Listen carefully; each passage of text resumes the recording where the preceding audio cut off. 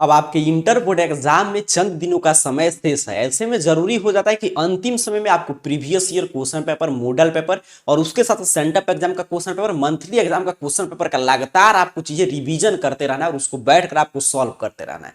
तो और अंतिम समय में अंतिम गेस प्रश्न के साथ, ताकि वैसे प्रश्न आप पढ़िए, क्योंकि अब तो रिवीजन का समय चल रहा है, जिससे कि आपका पूरा जो भी आप पढ़ रहे हैं उसका 100% सिलेबस का रिवीजन हो और उसके साथ साथ वहां से सीधे सीधे प्रश्न टकरा भी जाए एग्जाम में, तो दोनों आपका काम हो जाएगा, एक रिवीजन भी और गेस प्रश्न भी। तो उसी तरह आज आप जानते हैं आर्ट, साइंस, कॉमर्स, हालांकि साइंस और कॉमर्स का अलग क्वेश्चन पेपर तैयार होता है, आर्ट्स का अलग, हिंदी का, लेकिन सबका सिलेबस सेम है तो क्वेश्चन चीजें मैच करते रहता है। तो आज आर्ट, साइंस, कॉमर्स के क्लास 12 के परीक्षार्थियों के लिए हम लोग हिंदी से 100 महत्वपूर्ण प्रश्न की चर्चा करेंगे। आप जानते हैं एग्जाम में 100 आएगा, 50 आपको बनाना है, तो 100 हम लोग चर्चा करेंगे और ये अंतिम गेस प्रश्न है। और ये सभी में जो मैं बता रहा था सेंटअप एग्जाम का question paper, previous year question paper, उसी का समावेशन है। तो इससे आपको एक तो अंतिम समय में आप अंतिम गेस प्रश्न रट रहे हैं और दूसरा आपका पूरा सिलेबस का रिवीजन हो रहा है और आपको पता चलेगा कि आपका किस स्तर की तैयारी है और प्रश्न किस लेवल के आएंगे। तो एक एक प्रश्न का उत्तर दीजिएगा, कभी भी आप क्लास को देखें और नहीं मालूम होगा तो याद करते चलिएगा। इसलिए मैं ज्यादातर वीडियो क्लास देने का प्रयास कर रहा हूं,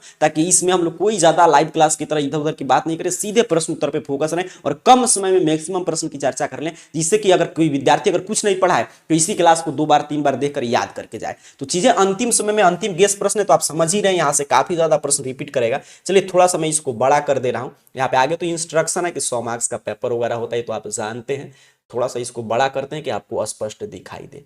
अब देखिए खंड अ में कह रहा है कि ऑब्जेक्टिव टाइप प्रश्न है। अब आपको दिखाई दे रहा होगा 1 से 100 तक, इसमें से 4 विकल्प में से एक विकल्प सही है, जिसको ओएमआर सीट पे आपको एग्जाम में भरना है। यहां पे आपका ओएमआर सीट जो है वो आपका पूरा यही कमेंट बॉक्स है। कभी भी क्लास को देखिएगा और मैं टारगेट दे रहा हूं, आप कोशिश कीजिए कि इसमें से अगर आप 70 प्लस सही कर दिए, 70 प्लस, तो समझिए एग्जाम में किसी लेवल का प्रश्न आ जाए, आसानी से आप 50 ऑब्जेक्टिव हिंदी में सही कर लेंगे। और यहां से देखिएगा कितना ज्यादा प्रश्न रिपीट करेगा। तो चलिए एक एक प्रश्न आने जा रहा है, उत्तर देते चलिएगा। पहला प्रश्न देखिए आपसे क्या कह रहा है कि मेरा खोया हुआ खिलौना अब तक मेरे पास नहीं आया, यह पंक्ति किस शीर्षक कविता से है।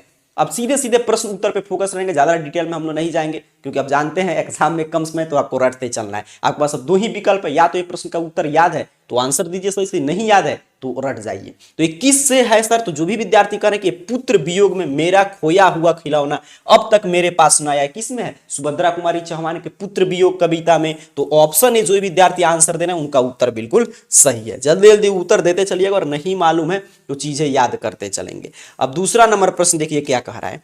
प्रश्न आपसे कह रहा है कि पंचायती राज में जैसे खो गए पंच परमेश्वर, यह पंक्ति किस शीर्षक कविता से ली गई है। और यहां से भी प्रश्न पूछता है कि पंचायती राज में क्या खो गए हैं। ऑप्शन रहता है ईमानदारी, पंच परमेश्वर, तो हम लोग उत्तर क्या करते हैं, पंच परमेश्वर पंचायती राज में खो गए। तो ये गांव के घर जो है ज्ञानेंद्रपति की कविता, उसमें हम लोग पढ़ते हैं, तो ऑप्शन ए सही उत्तर हो जाएगा। कह रहा है आपसे अगला प्रश्न कि जागिए ब्रजराज कुंवर कमल कुसुम फूले, यह पंक्ति किस शीर्षक कविता से है। तो एक जागिए ब्रजराज कुंवर की बात हो, सूरदास के पद से है बिल्कुल। अब देख रहे हैं ना, लगातार तीनों का ऑप्शन ए सही हो रहा है, तो ऑप्शन ए सही उत्तर हो जाएगा। आगे बढ़ते हैं, अगला प्रश्न देख लेते हैं, चौथा नंबर क्या कह रहा है प्रश्न। यहां पे प्रश्न देखेंगे ध्यान से। कह रहा है प्रश्न आपसे कि नाम लय भरे उदर एक प्रभु दासी और दास कहाई, यह पंक्ति किस शीर्षक कविता से है। 4 का उत्तर देंगे। नाम लय भरे उदर एक प्रभु दासी दास कहाई, तो प्रभु दासी दास कहाई ये तुलसीदास के पद में है बिल्कुल, तो ऑप्शन सी सही उत्तर हो जाएगा। चलिए आगे बढ़ते हैं, अगला प्रश्न देख लीजिए। कह रहा है इसी लेवल का प्रश्न आएगा एग्जाम में। कह रहा है कि बिस्नी किस एकांकी की पात्रा है, ये आपसे पूछा है। तो बिस्नी किस एकांकी में हम लोग पढ़ते हैं, सिपाही की मां में। इसमें क्या सोचना है, बिस्नी किस में आप पढ़ते हैं, सिपाही की मां में, तो ऑप्शन ए सही उत्तर हो जाएगा। जल्दी जल्दी, हिंदी है, इसमें ज्यादा आपको समय नहीं लेना है, उत्तर देते चलिए और नहीं मालूम है तो याद करते चलेंगे। तो 4 का मैं बताया था ऑप्शन सी और इसका ऑप्शन ए। अगला प्रश्न यहीं पे देख लेते हैं। कह रहा है कि सूबेदारनी किस कहानी की पात्रा है।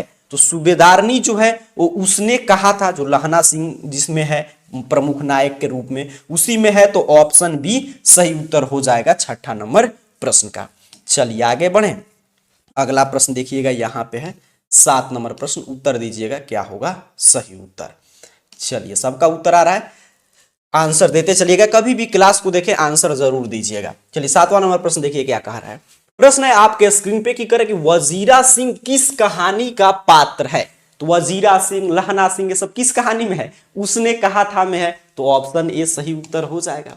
अगला प्रश्न है कि धांगड़ों को 18वीं शताब्दी के अंत में किस कार्य के लिए लाया गया था? तो धांगड़ों को नील की खेती के लिए लाया गया था, आप जानते हैं। तो ऑप्शन ए सही उत्तर हो जाएगा आपके 8 नंबर प्रश्न का। सबका ऑप्शन ए आना चाहिए। चलिए आगे बढ़ेंगे, अगला प्रश्न देख लेते हैं 9 नंबर।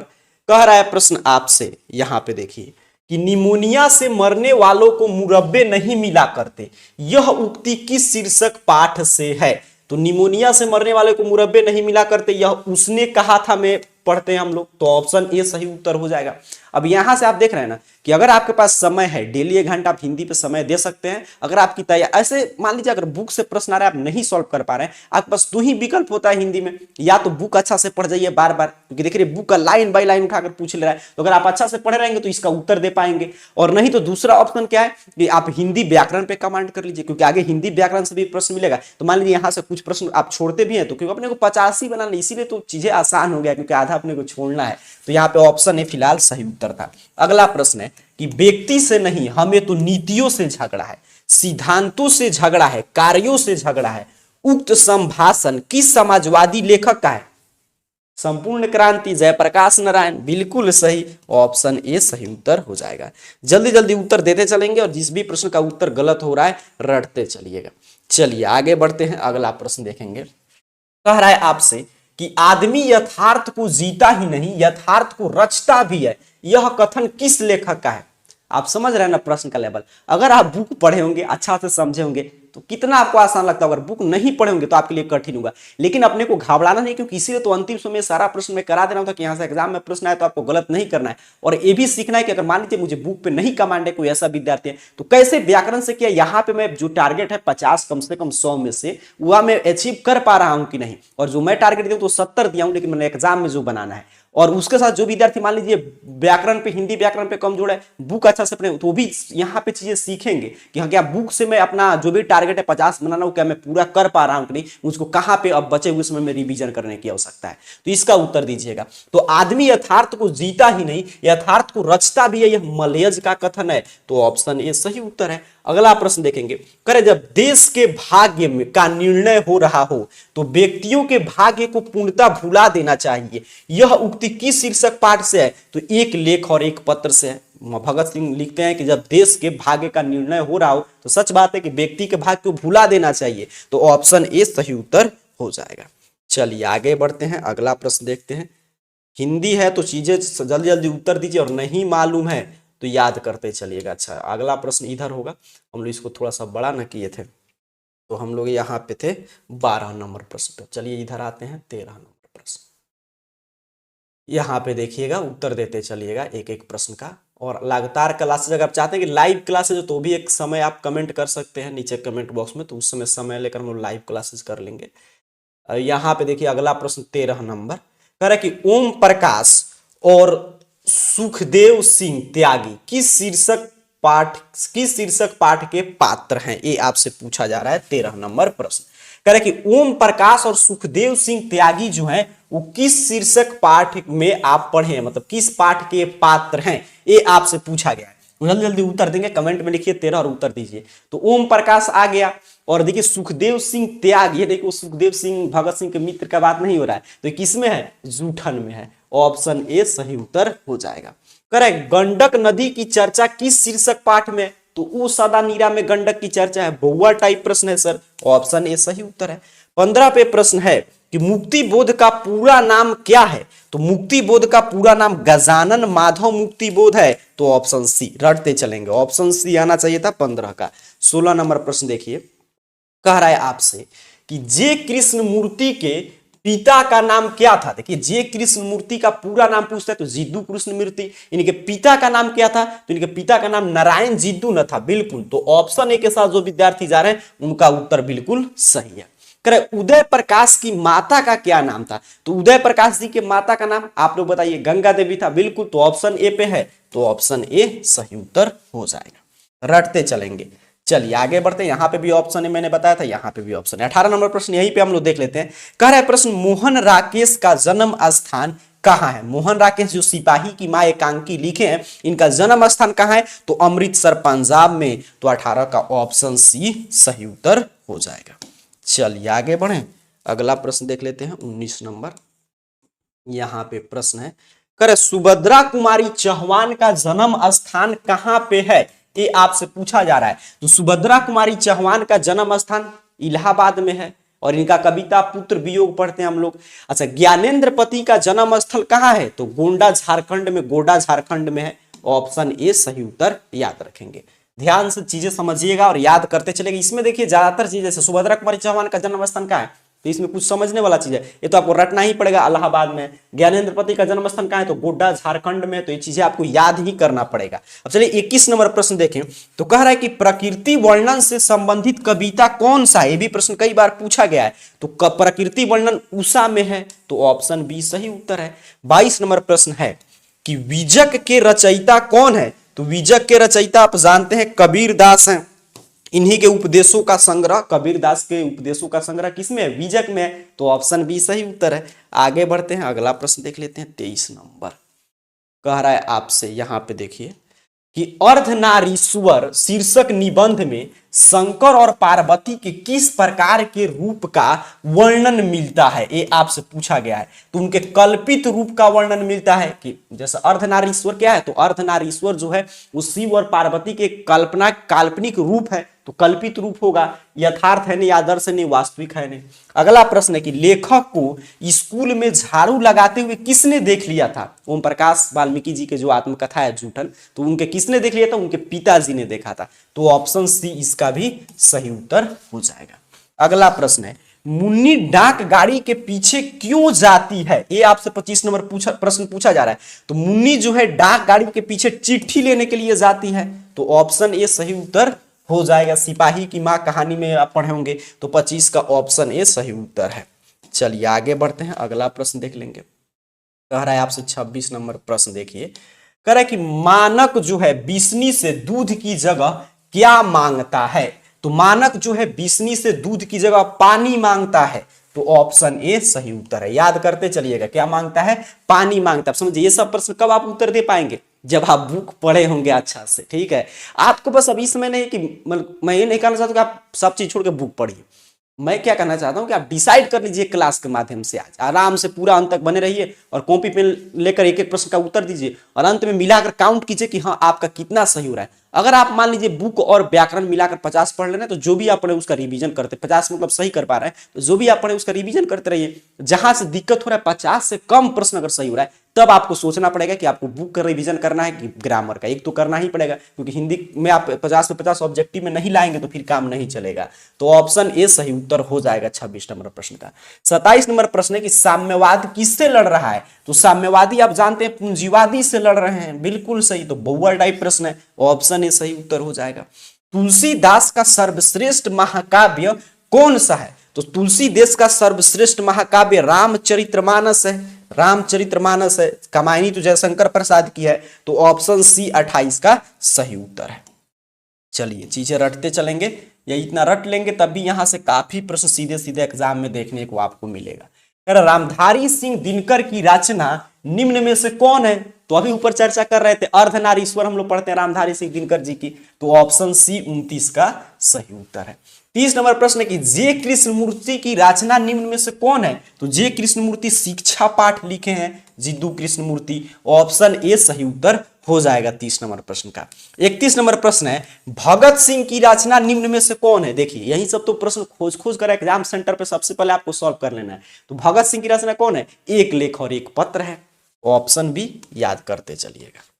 चलिए आगे बढ़ते हैं, अगला प्रश्न देख लेते हैं। 32 नंबर प्रश्न क्या कह रहा है? यहाँ पे है 32 नंबर प्रश्न। कह रहा है ओम प्रकाश वाल्मीकि जी की रचना निम्न में से कौन है? तो ओम प्रकाश वाल्मीकि रचना जूठन है। अभी ऊपर चर्चा हम लोग कर रहे थे, जूठन इनकी रचना है। अच्छा अगला प्रश्न है बालकृष्ण भट्ट की रचना कौन सा है? तो बालकृष्ण भट्ट का रचना पहला ही पाठ है बातचीत, जिस पाठ की विधा निबंध है। तो ऑप्शन ए सही उत्तर हो जाएगा। अब चलिए यहाँ पे हम लोग 33 नंबर प्रश्न तक पहुंच चुके हैं।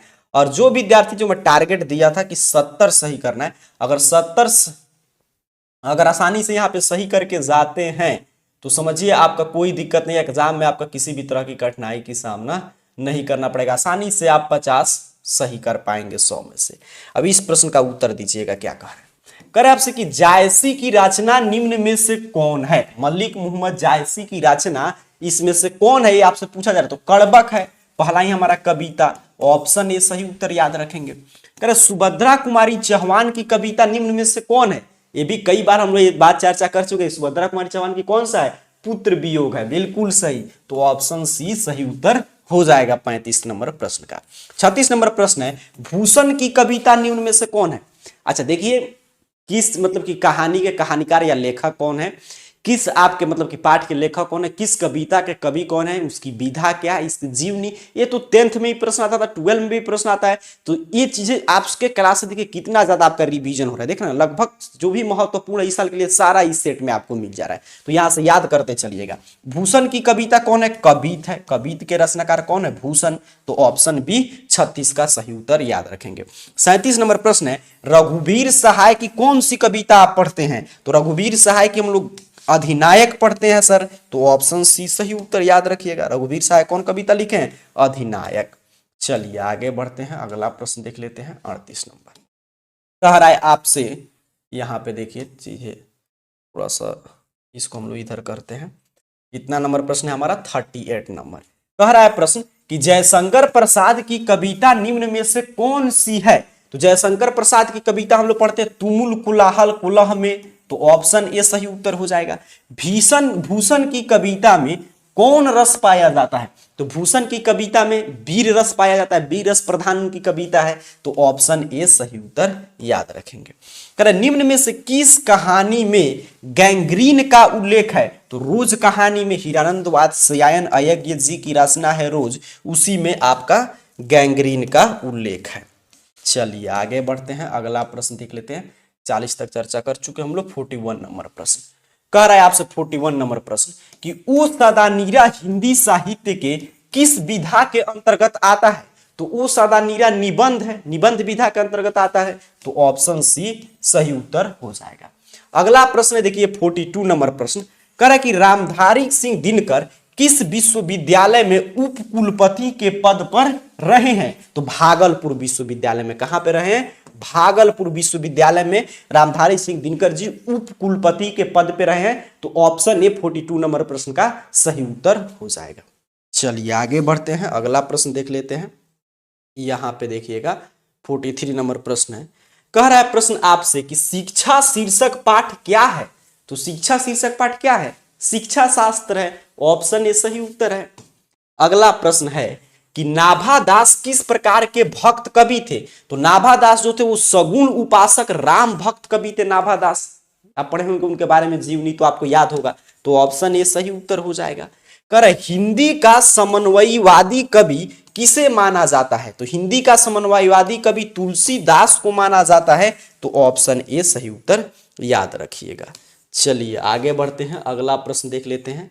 कह रहा है आपसे प्रश्न, यहां पे देखिए कि अपने लेखन में मुपासा ने कैसे समाज के चाल चरित्र को बेपर्दा किया है। तो संपन्न समाज को, कैसे समाज को, संपन्न समाज को मुपासा, गाइडी मुपासा, वो संपन्न समाज के चाल चरित्र को बेपर्दे किए हैं। अगला प्रश्न है किसका बटुआ बेंजीविल सड़क पर गिर गया था। तो मैत्र हुलब्रेक का जो लास्ट में है प्रतिपूर्ति, उससे सब प्रश्न आ रहा है। तो ऑप्शन ए सही उत्तर याद है, रटते चलिएगा, सारा प्रश्न इस साल के लिए महत्वपूर्ण है। चलिए आगे बढ़ते हैं, अगला प्रश्न देख लेते हैं 48 नंबर।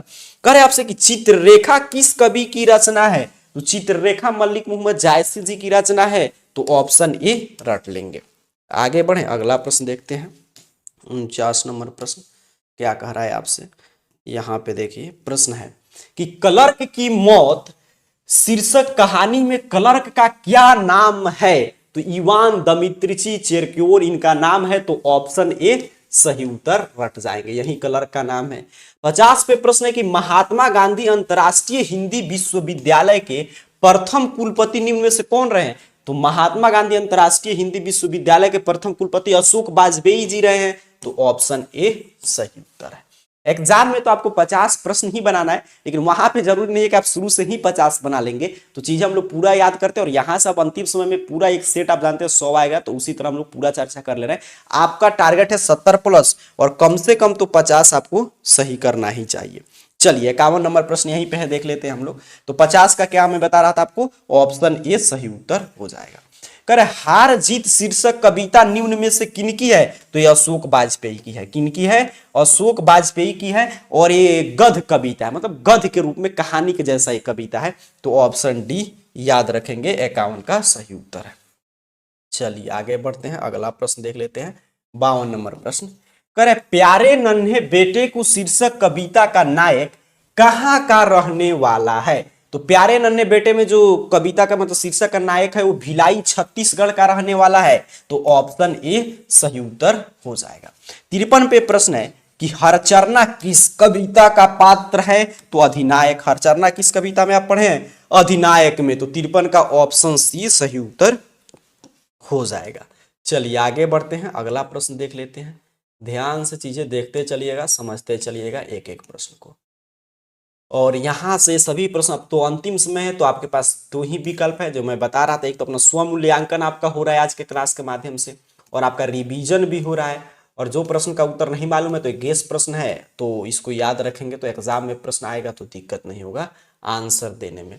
चलिए 53 तक हम लोग चर्चा किए थे, बिल्कुल। आगे बढ़ते हैं, अगला प्रश्न देखते हैं 54 नंबर। कह रहे आपसे कि दानव दुरात्मा एक मानव की आत्मा एक, यह पंक्ति किस शीर्षक कविता में हम लोग पढ़े हैं। तो दानव दुरात्मा एक मानव की आत्मा एक, तो जन जन का चेहरा एक, देख ही रहे ना, एक आ रहा है तो जन जन का चेहरा एक में पढ़े हैं। तो ऑप्शन ए सही उत्तर है। करे कवियों के कवि निम्नलिखित में से कौन कहे जाते हैं। तो कवियों के कवि शमशेर बहादुर सिंह कहे जाते हैं। तो ऑप्शन बी पे है, तो ऑप्शन बी सही उत्तर याद रखेंगे। 56 नंबर प्रश्न, अब देखिए अब व्याकरण से प्रश्न मिलना शुरू हो गया, ध्यान से चीजें समझेंगे। करे यह पुराना माल है, इस वाक्य में पुराना शब्द क्या है, ये आपसे प्रश्न पूछा जा रहा है। तो देखिए यह पुराना माल है, माल तो आपका ये क्या है, तो ये तो संज्ञा है। अच्छा यह क्या है, सर्वनाम है। और पुराना क्या है सर, तो इसकी विशेषता बता रहा है। कैसा माल है, तो पुराना, तो विशेषता बतलाने वाला विशेषण। तो ऑप्शन सी सही उत्तर याद रखेंगे। अब चलिए यहां से समझने वाला चीज है, हिंदी व्याकरण से प्रश्न है, ध्यान से देखते चलिएगा।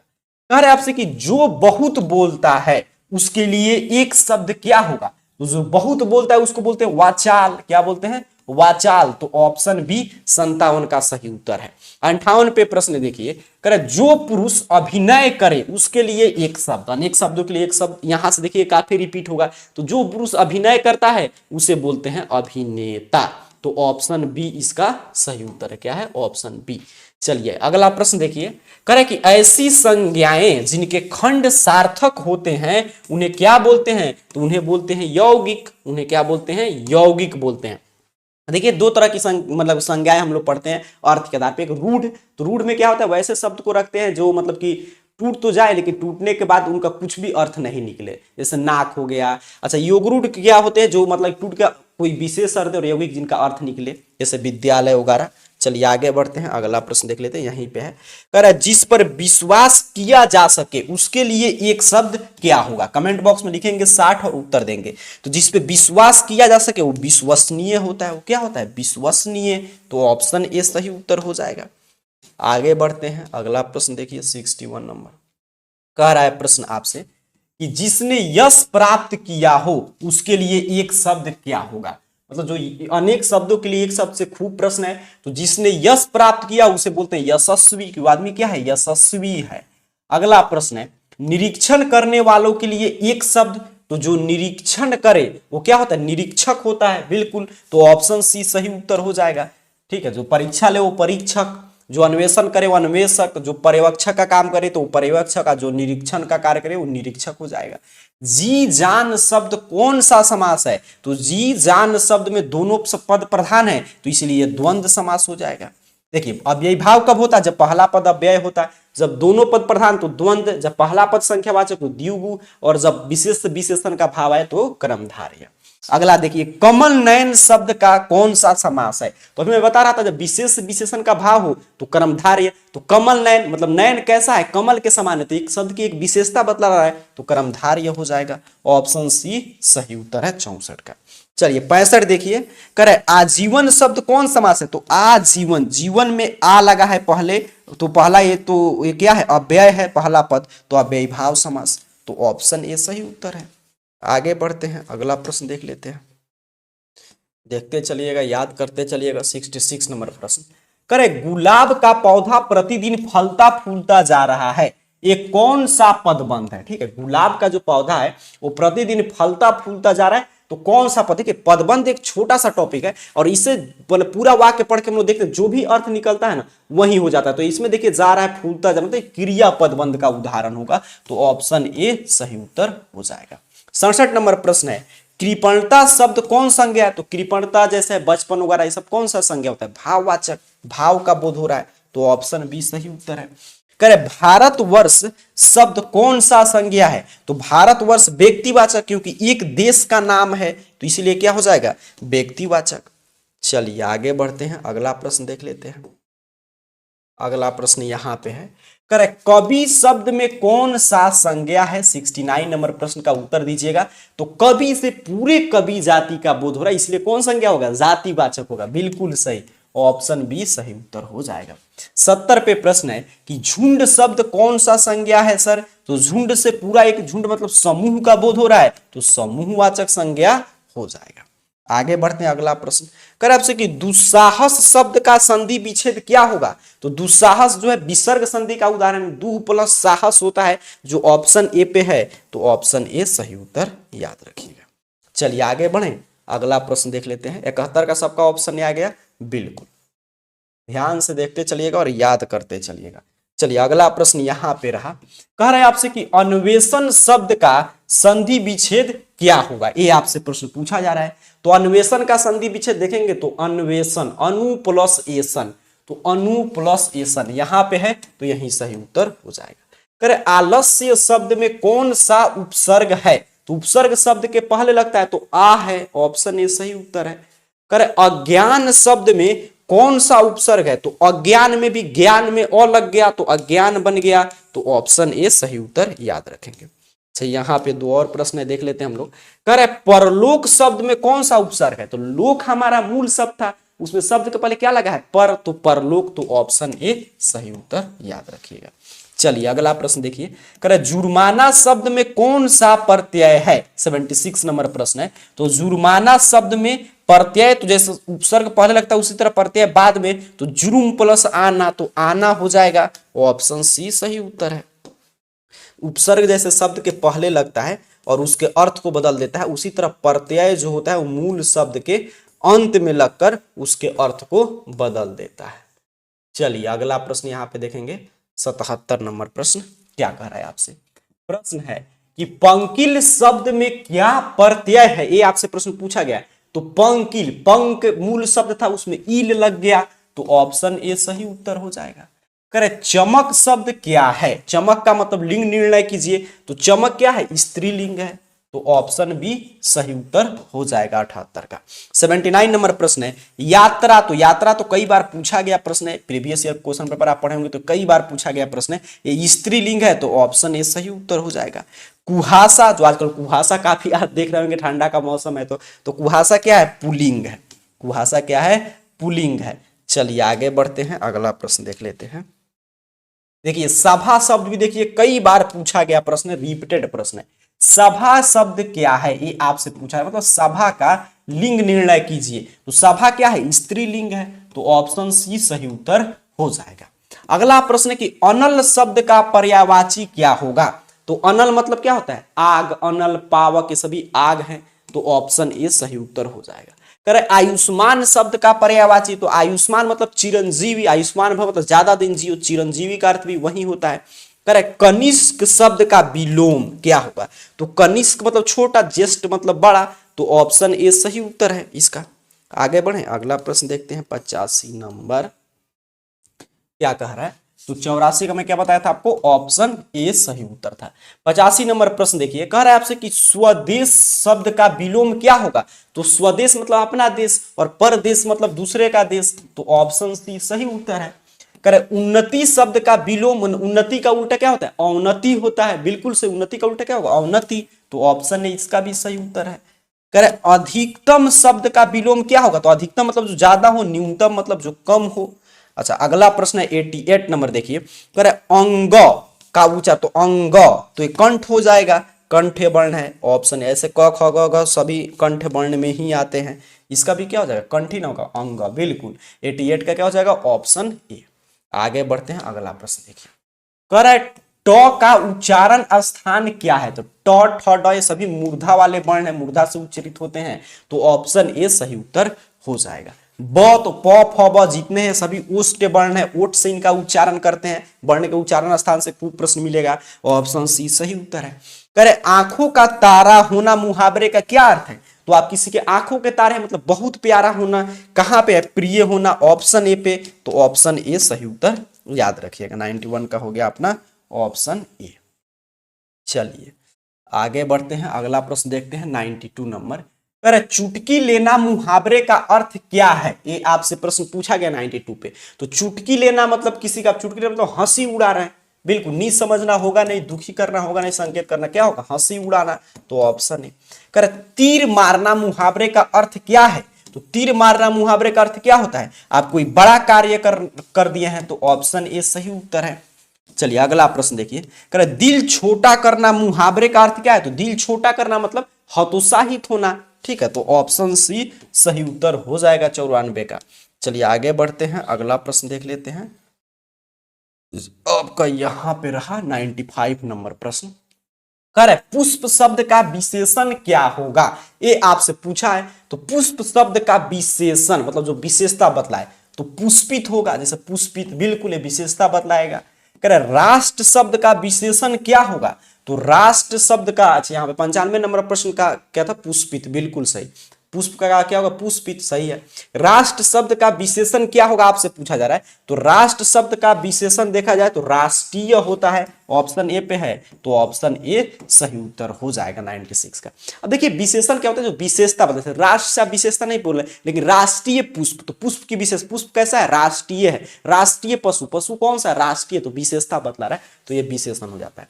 समाज शब्द का विशेषण क्या होगा, सामाजिक, सामाजिक प्राणी, प्राणी की विशेषता बता रहा है, तो ऑप्शन बी सही उत्तर हो जाएगा।